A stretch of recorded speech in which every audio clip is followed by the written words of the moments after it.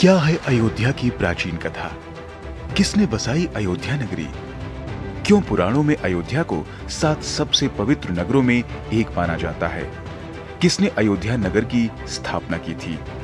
अयोध्या पर किस वंश ने सर्वप्रथम शासन किया था? आखिर अयोध्या नगरी में ही क्यों भगवान विष्णु ने श्री राम के रूप में अवतार लिया? आखिर क्या है अयोध्या की पवित्र सरयू नदी का महत्व? कैसे स्थापित हुआ अयोध्या का वैभव? आज हम आपको सुनाएंगे अयोध्या की प्राचीन कथा।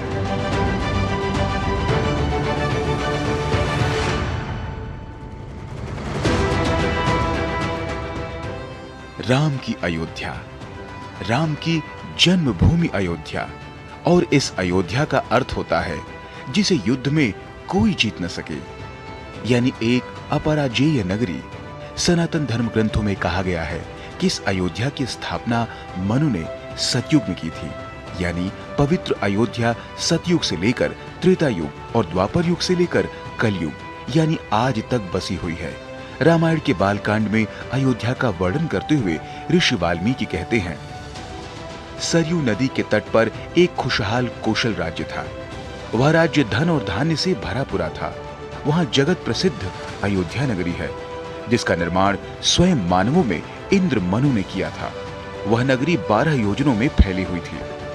सनातन पौराणिक ग्रंथों के अलावा वेदों में भी अयोध्या का जिक्र आता है। अयोध्या की प्राचीन कथा का जिक्र एक महान नगर के रूप में अथर्ववेद में भी है। पहली बार अयोध्यापुरी के नाम से अयोध्या का जो उल्लेख है या जिक्र है वो हमें अथर्ववेद के 10वें कांड के, अगर मैं बोल नहीं रहा हूँ तो ब्रह्म प्रकाशन सूक्त में एक श्लोक मिलता है जो बहुत ठीक तरीके से अयोध्या की स्थिति की व्याख्या करता है, जहाँ पर ये बताया गया है कि अयोध्या 8 दुर्गों 9 द्वारों से सुसज्जित एक बड़ी नगरी जो धन धान्य से भरी पूरी थी, जहाँ पर बहुत समृद्ध थी। और एक और बड़ी अच्छी रोचक उसमें पंक्ति या फ्रेज उसमें है कि उसकी तुलना की गई है कि एकदम स्वर्ग से इसकी तुलना की जा सकती है, स्वर्ग जैसी अयोध्या। सत्य युग में जब प्रलय आया था तो प्रलय के बाद जब स्थापना की गई वापस मानव जाति को धरती पे लाने के लिए, तो इसका श्रेय मनु जी को था। मनु जी ने अयोध्या पुरी बसाई थी और अयोध्या नगरी भी बसाई थी। एक बहुत फेमस श्लोक है, अयोध्या नाम नगरी तत्र आसीत लोक विश्रुता मनुना मानव इंद्रेन या पुरी निर्माता स्वयं। तो अयोध्या नाम की नगरी जब तक त्रेता युग आया और दशरथ जी और राम जी थे, तब तक अयोध्या पूरे विश्व में प्रख्यात थी, बहुत ही फेमस थी। मनुना मानवेंद्रेण या पुरी निर्मिता स्वयं। मनु जी, वैवस्वत मनु जी ने स्वयं ही अयोध्या नगरी का निर्माण किया है। और उस पश्चात उनके जो पुत्र थे इक्ष्वाकु, जो सूर्यवंशी राजाओं में सबसे पहले थे। इक्ष्वाकु राजा से ही सूर्यवंशी वंश का उद्भव हुआ है और उसी वंश में फिर दशरथ महाराज और श्री राम का भी जन्म हुआ है। तो अयोध्या का ये वर्णन हमें वाल्मीकि रामायण में मिलता है। अयोध्या नगरी की सुंदरता और शक्ति का वर्णन महर्षि वाल्मीकि ने बहुत ही विस्तार से किया है। अयोध्या की तुलना इंद्र के नगर अमरावती से की जाती थी, यानी अयोध्या स्वर्ग के समान थी। तभी तो राम की अयोध्या को सनातन धर्म के महान 7 पवित्र नगरों में एक माना जाता है।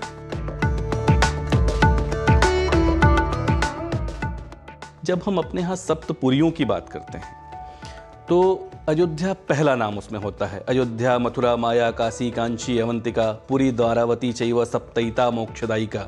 ये 7 नगरियां हैं जो मोक्षदायिनी हैं, जो मोक्ष प्रदान करने वाली हैं, जिसमें अयोध्या को हम पहले रूप में लेते हैं। और कई बार बहुत सारे लोग ये विमर्श करते हैं कि नहीं, अयोध्या का इसलिए नहीं क्योंकि सबसे प्रमुख है इसलिए पहला नाम नहीं आया है। इस पे भी बहुत सारे आगे हमें रेफरेंसेस मिलते हैं जो ये कह के कि नहीं, अयोध्या इन 7 नगरियों में प्रमुखतम नगरी है, प्रमुखतम तीर्थ है, इस रूप में अयोध्या आया है। त्रेता युग के पहले सतयुग से ही अयोध्या पर इक्ष्वाकु वंश का शासन था। महाराजा इक्ष्वाकु ने इस वंश की स्थापना की थी और उन्होंने अयोध्या को अपनी पहली राजधानी बनाया था। इसी महान इक्ष्वाकु वंश में रघु, दशरथ और फिर प्रभु श्री राम जैसे परम प्रतापी राजाओं ने जन्म लिया। इक्ष्वाकु वंशीय राजाओं के लिए तो कम से कम जो पौराणिक संदर्भ हैं, वायु पुराण, मत्स्य पुराण, श्रीमद् भागवत महापुराण, ऐसे कई सारे पुराणों में अयोध्या को लेकर और इक्ष्वाकु वंश के बहुत सारे विवरण वर्णन हमें प्राप्त होते हैं।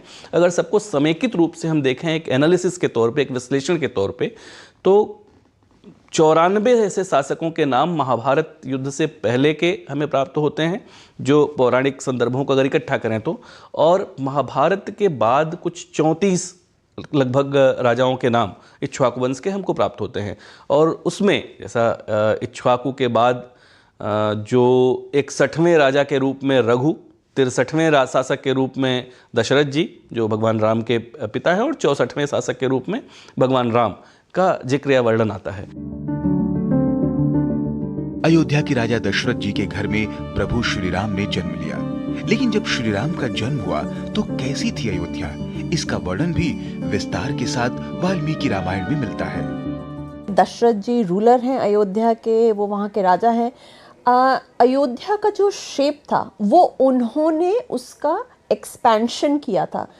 उस समय की अयोध्या 12/3 योजन थी, 3 योजन ऊपर और 3 योजन चौड़ी और 12 योजन लंबी, और पूरी की पूरी अयोध्या वास्तुशास्त्र के नियमों से बनाई गई थी। वहाँ के लोग कैसे थे? तो हमें कहा जाता है कि वहाँ के लोग, वहाँ पर कोई भी ऐसा नहीं था जो दरिद्र था, वहाँ पर कोई भी ऐसा नहीं था जिसे भूख की चिंता हो, वहाँ पे कोई भी ऐसा नहीं था जो अलंकारों से सुशोभित ना हो, कोई भी ऐसा नहीं था जिसने सुगंध का लेपन ना किया हो, और सारे ही, कोई भी अदाता नहीं था, सभी ही दान करने वाले थे, सभी ही धर्मविद थे।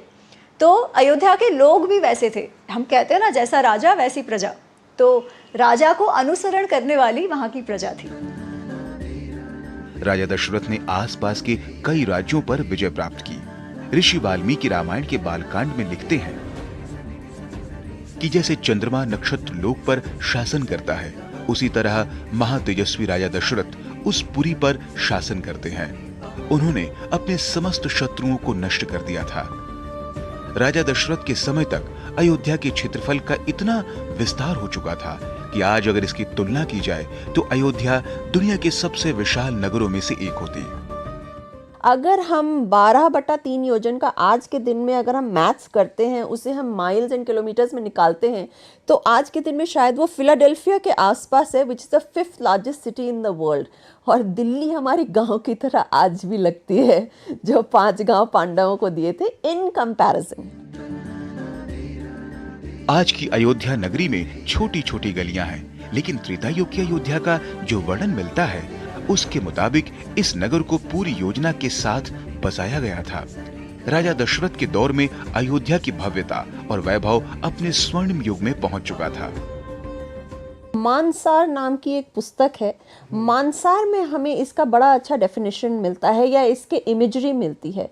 तो अयोध्या जो थी वो ग्रिड पैटर्न नेटवर्क पे बनी थी, ग्रिड पैटर्न लेआउट पे। ग्रिड पैटर्न लेआउट क्या होता है? आज चंडीगढ़ का ग्रिड पैटर्न लेआउट है, न्यूयॉर्क का ग्रिड पैटर्न लेआउट है, अबू धाबी का ग्रिड पैटर्न लेआउट है। ग्रिड में वो क्या होता है, ऊपर से नीचे तक आपकी सड़कें जाती हैं क्रिस क्रॉस, टेढ़े मेढ़े नहीं, सीधे सीधे।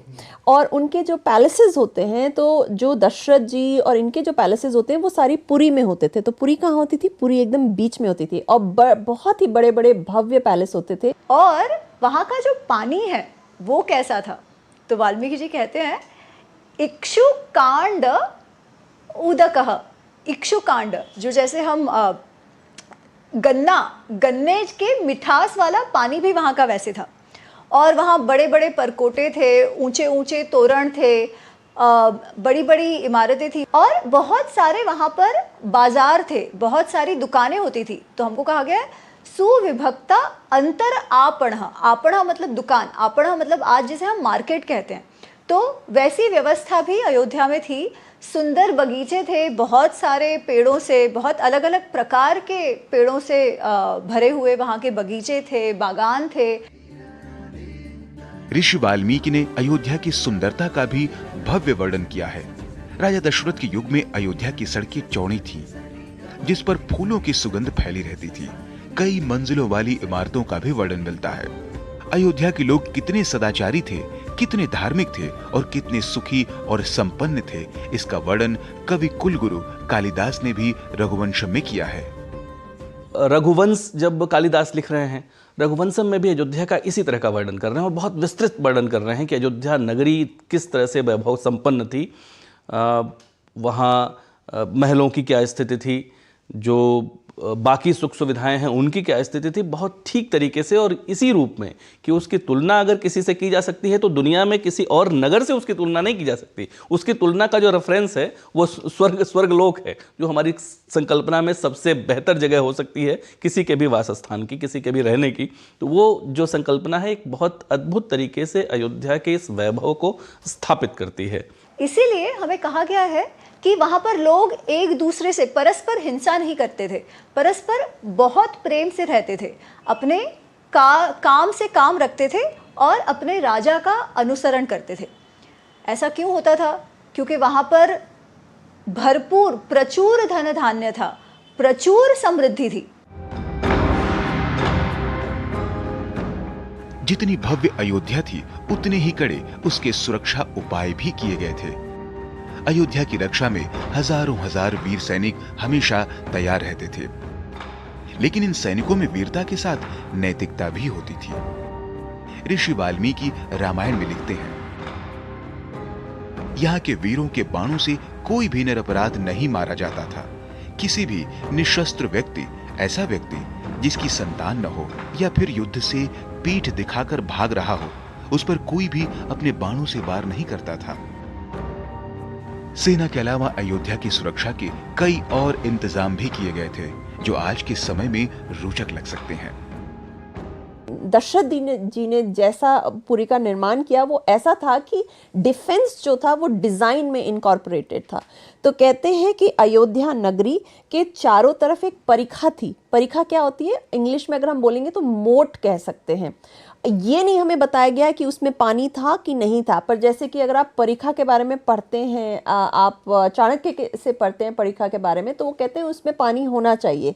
और क्योंकि वो समतल ज़मीन पे बनी हुई थी तो उसमें पानी होता ही होता है। तो उसमें आप पानी डालिए, उसमें आप कमल के फूल लगाइए, उसमें मछलियाँ होती थी। और उस ज़माने में कहा जाता है कि उसमें हिपोपोटामस इंपोर्ट करके रखे जाते थे। जब हिपोपोटामस ख़त्म हो चुके थे हमारे देश से, तब उसकी जगह क्रोकोडाइल को रखा जाता था। तो चाणक्य जी कहते हैं क्रोकोडाइल रखो। प्रश्न होता है कि क्यों रखें हम? तो वो इसीलिए क्योंकि क्रोकोडाइल आने वाले इंसान को खा जाता है और जो अपना हिपोपोटामस होता है वो भी किसी जीव जंतु को वहाँ पे आने नहीं देता है। अयोध्या का वैभव कितना परम रहा होगा, इसकी कल्पना इसी बात से की जा सकती है कि आज भी चीन से लेकर जापान तक दुनिया के कई नगर अयोध्या से प्रेरणा लेकर बने हैं। एक हम देखते हैं कि एग्जैक्ट कॉपी जो अयोध्या की पैलेस की है वो थाईलैंड में आपको मिलेगा। आप कोरिया का ले लीजिए, सूरी रत्ना जो कोरिया गई थी उन्हीं के वंश की थी। चीन और कंबोडिया में भी कॉपी किए गए थे। अगर आप रॉयल पैलेस देखेंगे तो इंपीरियल पैलेस इन चाइना, तो वहाँ आप देखेंगे कि वहाँ पे पूरा एक मोट बना हुआ है, उस मोट में कमल उगते हैं। बात अयोध्या की हो, राजा रामचंद्र की हो, तो राम राज्य की चर्चा के बिना ये कैसे पूरी हो सकती है। ब्रेक के बाद अयोध्या कथा में देखेंगे क्या था अयोध्या का राम राज्य।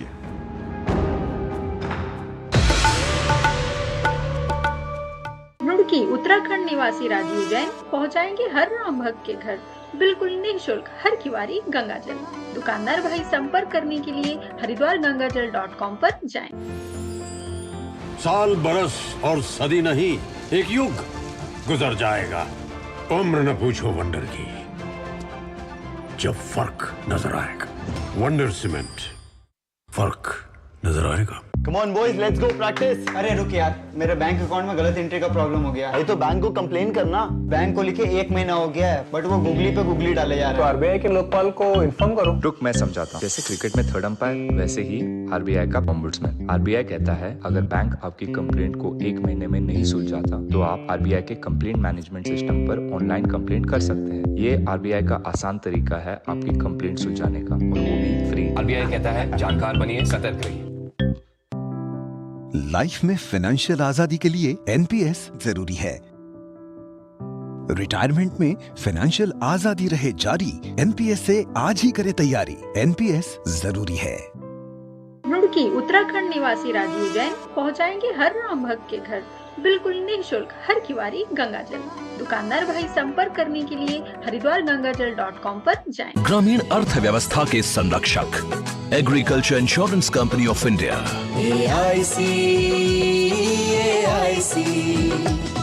जालिम लोशन का ऑरिकेम ग्रीन ऑइंटमेंट, कील मुहासे, फोड़े फुंसी, घाव, जले कटे पर गुड़कारी, herbal antiseptic cream, green ointment.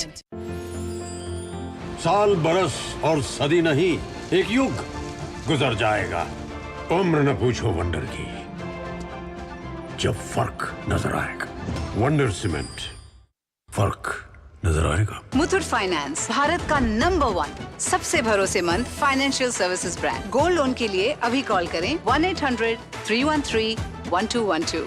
Roorkee Uttarakhand निवासी राजीव जैन पहुंचाएंगे हर राम भक्त के घर बिल्कुल निःशुल्क हर किवारी गंगाजल। दुकानदार भाई संपर्क करने के लिए हरिद्वारगंगाजल.com पर जाएं।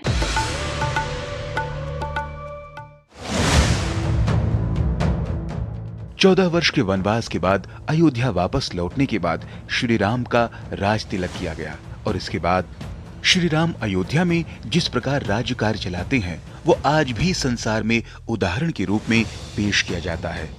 आज कलयुग में भी इस बात पर चर्चा होती है कि आखिर राम राज्य की अवधारणा क्या थी, कैसा था राम राज्य, आज से कितना अलग था राम राज्य। हालांकि वाल्मीकि रामायण के युद्धकांड और उत्तरकांड में श्री राम की शासन व्यवस्था का बड़ा सुंदर चित्रण मिलता है, लेकिन राम राज्य की संकल्पना सबसे व्यापक रूप में गोस्वामी तुलसीदास जी रचित रामचरितमानस में ही नजर आती है। राम राज बैठे त्रिलोका, हर सित भय गए सब सोका, बयरू न कर काहू सन कोई, राम प्रताप विषमता खोई। अर्थात श्री राम के राजा बनते ही सभी हर्ष से भर गए और शोक का नाश हो गया। कोई किसी से बैर नहीं करता और श्री राम के प्रताप से सभी प्रकार की विषमताओं का नाश हो गया। गोस्वामी तुलसीदास के रामचरितमानस को देखें, जहाँ पे वो कहते हैं दैहिक दैविक भौतिक तापा, राम राज्य काहू ही नहीं व्यापा। उसके जो तीनों ताप हैं वो नहीं हैं, वो तीनों तरह के कुछ जो कष्ट हैं, इसी 3 तरह के कष्ट हो सकते हैं, दैहिक दैविक और भौतिक, कि हमें हमारे शरीर से संबंधित कोई कष्ट नहीं, दैविक यानी हमारे भाग्य नियति से प्रारब्ध से नियति से संबंधित कोई कष्ट नहीं, और भौतिक हमारे जो भौतिक संसाधन हैं उनसे संबंधित कोई कष्ट नहीं। यानी एक जो सुख की पराकाष्ठा हो सकती है राम राज्य, उसकी कल्पना कर रहा है। राम राज्य में कोई भी दुखी या पीड़ित नहीं था। दुनिया में श्री राम के आदर्श राम राज्य का कोई भी विकल्प कहीं भी नहीं मिलता है, क्योंकि राम राज्य में किसी भी प्रकार का कोई भेदभाव नहीं था। जब निषाद राज, जिसको अगर सामाजिक स्तरीकरण के स्तर पे देखेंगे तो शायद निचले थोड़े पायदान पे खड़ा दिखाई देता है, लेकिन निषाद राज से जिस प्रकार से वो गले मिल रहे हैं, उसके बाद माँ शबरी के भीलनी माँ शबरी के बेर जूठे बेर खा रहे हैं, ये सब जो बिंब हैं भगवान राम और उसके बाद में आने वाले राम राज्य के, यही फाउंडेशंस हैं, यही आधार हैं। ये दुनिया के स्तर पर मुझे लगता है कि दुनिया के इतिहास में या दुनिया के साहित्य में अनपैरेलल या अद्वितीय स्थिति में है। श्री राम ने अपने राम राज्य में अपनी प्रजा को यह अधिकार भी दे दिया था कि अगर उनसे किसी भी प्रकार की कोई अनीति हो जाए तो प्रजा उनका यानी श्री राम का विरोध भी कर सकती है। गोस्वामी तुलसीदास ने रामचरितमानस में प्रभु श्री राम के इन पुण्य शब्दों को कुछ इस तरह पिरोया है। हे मेरी प्रजा, मेरी बात सुनो। मैं जो कुछ कह रहा हूं हृदय में ममता लेकर नहीं कह रहा हूं। अगर तुम्हें मेरी बात अच्छी लगे तभी तुम करो। मेरा प्रिय वही है जो मेरी बात माने, और अगर मैं भी कुछ अनीति वाली भाषा बोलूं तो मुझे भी टोक देना। और यहाँ तो हम राम की बात कर रहे हैं, श्री राम की बात कर रहे हैं। श्री राम कैसे थे? एक अत्यंत दृढ़ नेता थे, एक अत्यंत दृढ़ और न्यायप्रिय राजा थे, जिन्होंने सबसे पहले राज धर्म की सीख जो है वो विश्वामित्र जी से सीखी थी। और विश्वामित्र जी ने बताया था कि एक राजा को अपनी प्रजा के लिए जो भी करना पड़े, प्रजा रक्षण के लिए, चातुर्वर्ण हित के लिए जो भी करना पड़े करना चाहिए, प्रजा सर्वोपरि। प्रजा सर्वोपरि एक राजा का वैयक्तिक जो सुख दुख वो सब उसके बाद आता है। तो राम राज्य वही है जहाँ प्रजा सर्वोपरि है, जहाँ न्याय है और जहाँ बहुत ही अच्छा राजतंत्र है। मंत्रियों का बड़े अच्छे से वर्णन है उसमें। तो मंत्री जो थे वहाँ के, वो मंत्री गुस्से में गलत काम नहीं करते थे, मोह में गलत काम नहीं करते थे, लोभ के लिए गलत काम नहीं करते थे, और न ही इन तीनों के लिए झूठ बोलते थे।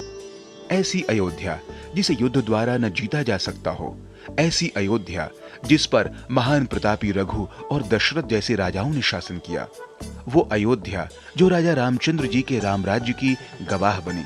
आखिर उस अयोध्या श्री राम के बाद क्या हुआ, इसकी जानकारी कालिदास रचित महान ग्रंथ रघुवंशम में दी गई है।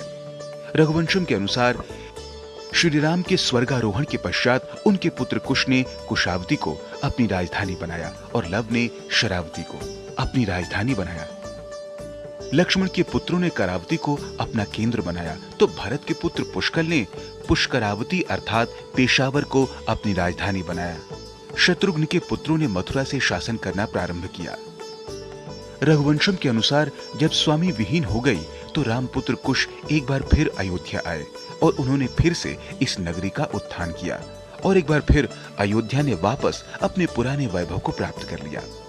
लेकिन अयोध्या का गौरव और वैभव आता और जाता रहा और पवित्र राम जन्मभूमि भी इसकी गवाह रही है।